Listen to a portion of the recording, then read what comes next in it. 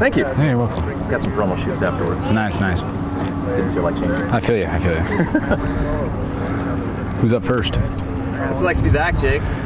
It's hot to be back. No, it's great. Getting everybody out here again and just wrapping up the summer. It kind of went, 5 weeks, felt like a decent amount of time in the weight room, and then we had that little break, and then after that 4th of July break, it flew, and now we're here. So the guys are excited to be back. The energy's great, and I think we're doing a good job through the first couple of days. Coach Tedford said it's about a third of the team is new from spring ball. What's it been like to incorporate all those guys? It's been good, just getting new faces around, guys that really want to be here, guys that are challenging people and challenging to play. So it's great to see a lot of new faces, like I said, and just seeing some talented guys come and join the program. You've been asked this a lot, but how would you assess the change of coaching and the vibe maybe heading into the season? There's a ton of experience, not that there wasn't on the last staff, but I just feel like there is not a more veteran presence because they're all, I feel like decently older and they've been doing it longer. I just feel like there's a professional aspect to it that really comes along with this crew, and I really appreciate their passion and their drive to be great at each task they try to accomplish. It's only been 2 days, but have you seen anything from this team that can give you the sense that these guys are stepping it up a notch, that this team can be great and live up to the hype that's out there? Yeah, like everyone's talked about the talent. I think the talent's there, and like I said earlier in spring, talent doesn't equal success, and we've talked about that in meetings, and guys have done a really good job of just trying to uphold the standards that we want at Fresno State, and just kind of what we want to accomplish. Everyone knows what we want to do. It's been set in stone, and it's up to us to hold each other accountable, hold each other to the standard, and just keep repping it every day. How do you see that battle behind you shaping up? Anybody stood out to you in the first couple of days? Anybody that caught a twinkle in your eye or something? I think they're all doing a great job.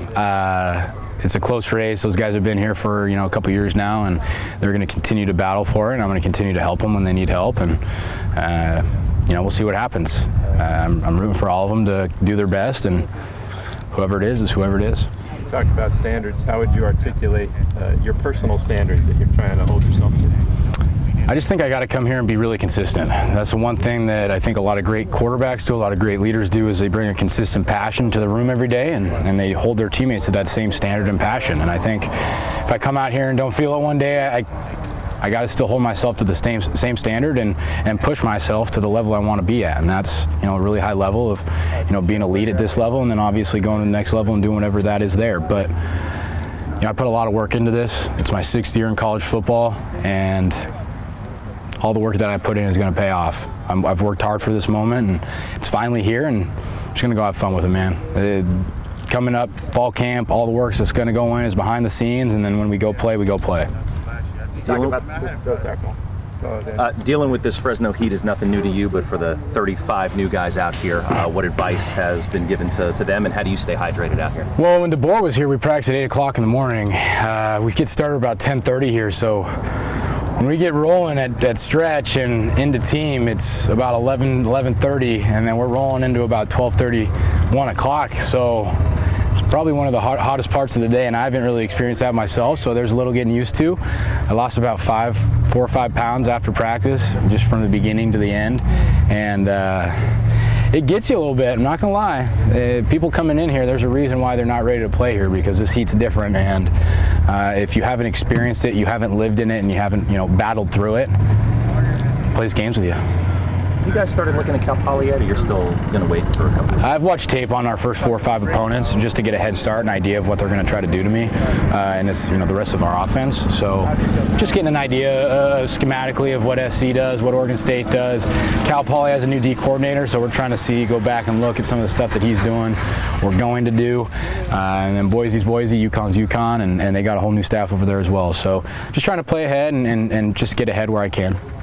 On the professionalism of the staff, are there any specific coaches that you've tried to pick the brain of outside of practice? Yeah, I've been sitting with Coach Coyle a lot, just really trying to just learn from the guy. He's in his 60s, and he's been coaching college football and professional football for, I think he's 35, 40 years almost. 46.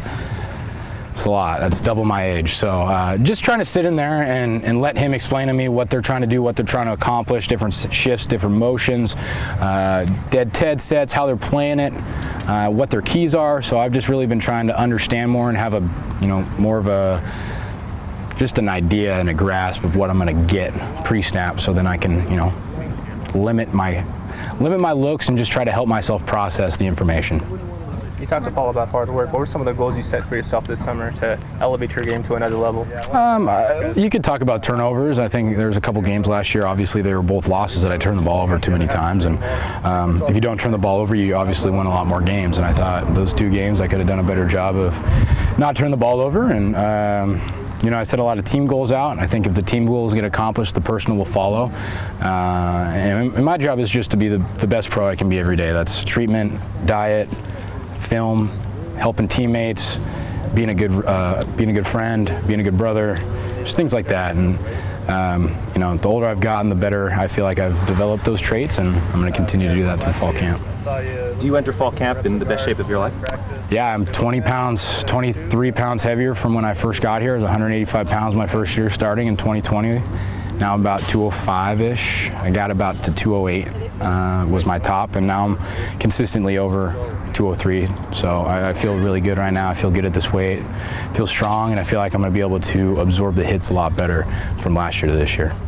You mentioned you were losing weight. Does that affect your diet plan? I know you're eating like 4,000 calories. Yeah, I mean, a little over 4,000 a day, and it's just, continuing to eat. You're going to lose water weight out here.